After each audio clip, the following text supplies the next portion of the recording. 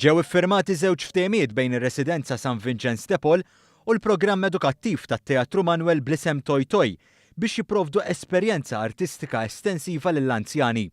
Rosetta De Battista, professjonista kreattiva u terapista tal-mużika, se tmexxi u tieħu ħsieb is-sessjoni ta' taħriġ tal-proġett Send a Song li se jsiru darba fil-ġimgħa u jinvolvu żewġ gruppi ta' residenti referuti mir-residenza stess. Matul is-sena ta' sessjonijiet, grupp ta' atturi żgħażagħ se joħolqu xogħol madwar is-sessjonijiet ta' taħriġ li se jkun hemm fir-residenza u l-materjal se jiġi maqqat mid-dramaturgu Laura Wyatt O'Keefe.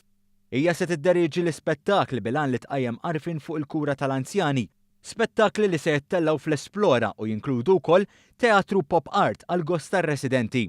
Għall-programm Send a Song il-kantant se jkanta repertorju magħżul apposta miż-żmien li l-anzjani jiftakru sew.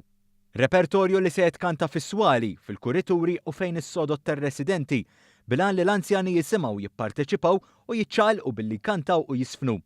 It-tieni ftehim hu dwar kunċert ta' darba r-residenti bl-isem ta' Down Memory Lane li se jsir fl-aħħar ta' Lulju u se jkollu repertorju li bla dubju u magħruf mir-residenti.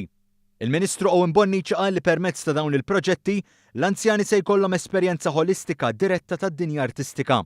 Il-ftehimiet jagħmlu parti mill-impenn tal-Gvern li jipprovdi kultura inklusiva u aċċessibbli u se jservu ta' esperjenza li jistgħu jgawduha u biex iġeddu l-memorji. Is-Segretarju Parlamentari Anthony Agius De Celis sostna li inizjattivi bħal dawn juru biċ-ċar il-politika ta' dan il-Gvern ta' anzjanità attiva kemm jekk tgħix fil-komunità kif ukoll f'dar residenzjali.